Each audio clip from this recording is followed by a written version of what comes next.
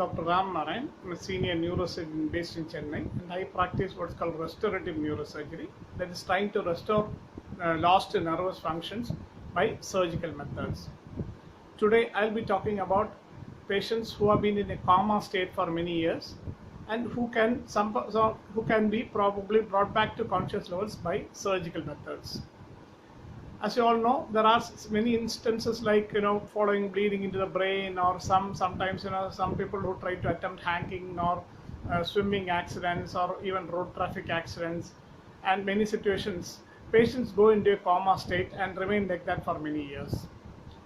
After 3 months, they develop end up in what is called as a persistent vegetative state. That is, they are alive, they are breathing, and all their basic functions like digestion, kidney function, all this happen, but they are not conscious. They may just be blinking eyes like this, but they may not be responding to any request. That is, suppose you ask them to lift their hand or anything, they won't listen, but they'll be opening their eyes intermittently, but this will be non-focused. They'll be blankly looking somewhere.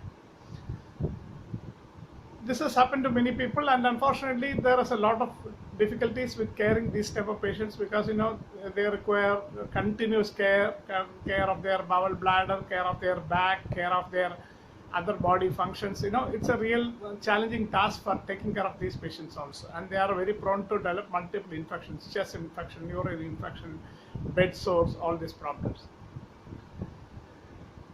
Now, recently there have been some studies on which they have found that some surgeries and some medications can help patients with coma state to come back to normal life. However, the number of patients have been very less, the number of surgeries that have been done are very less, and probably that is why the select criteria have not been developed very well. As we develop better and better, I'm sure over a period of time we will be knowing which patients will benefit from the surgery. The medicines which are tried include a drug called baclofen, a drug called solpidem, and a drug called syndopa. There are 1 or 2 patients of mine whom I have given just these medicines over a period of time, and they have been able to regain some amount of conscious levels. That is, able to sit and take care of themselves and all that. But this doesn't work in all patients. So now there have been 2 surgeries which have developed. One is called intrathecal baclofen pump, and second is deep brain stimulation. In deep brain stimulation, the area of the brain called the thalamus can be stimulated to bring these patients back. There have been some cases in the world which have been operated, and patients have become conscious.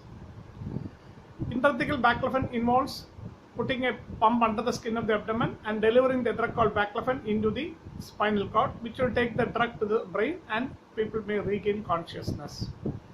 I have myself 3 patients in whom 2 have become conscious after the surgery, and also along with that I also use these 3 medicines which I meant, the baclofen, the solpidem, and the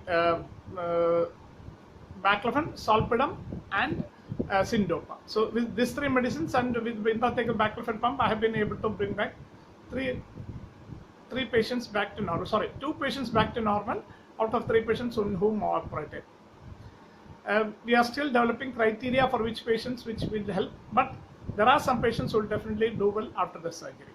Thank you.